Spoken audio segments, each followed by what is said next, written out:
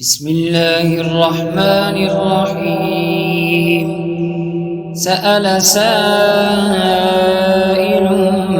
بعذاب واقع للكافرين ليس له دافع من الله ذي المعارج. تعرج الملائكة والروح إليه في يوم كان مقداره 50,000 سنة فاصبر صبرا جميلا إنهم يرونه بعيدا ونراه قريبا يوم تكون السماء كالمهل وتكون الجبال كالعهن ولا يسأل حميم حميما يبصرونهم يود المجرم لو يفتدي من عذاب يومئذ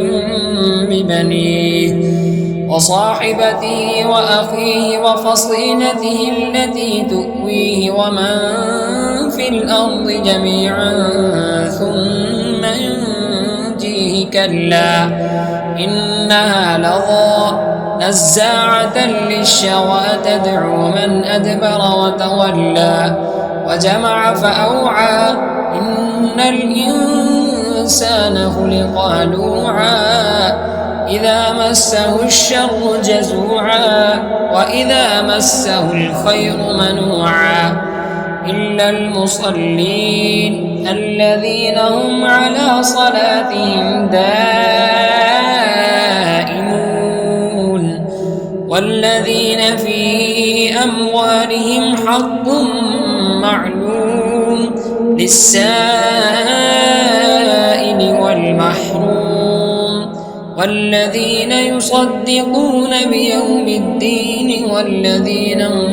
من عذاب ربهم مشفقون إن عذاب ربهم غير مأمون والذين هم لفروجهم حافظون إلا على أزواجهم أو ما ملكت أيمانهم فإنهم غير ملومين فمن ابتغى وراء ذلك فأولئك هم العادون والذين هم لأماناتهم وعهدهم راعون والذين هم بشهاداتهم قائمون والذين هم على صلاتهم يحافظون أولئك في جنات مكرمون فما للذين كفروا قبلك مهطعين عن اليمين وعن الشمال عزين أيطمع كل امرئ منهم أن يدخل جنة نعيم كلا إنا خلقناهم مما يعلمون فلا أقسم برب المشارق والمغارب إنا لقادرون على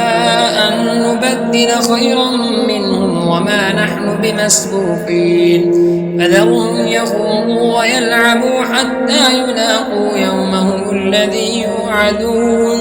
يوم يخرجون من الأجداث سراعا كأنهم إلى نصب يوفضون خاشعة أبصارهم ترهقهم ذلة ذلك اليوم الذي كانوا يوعدون.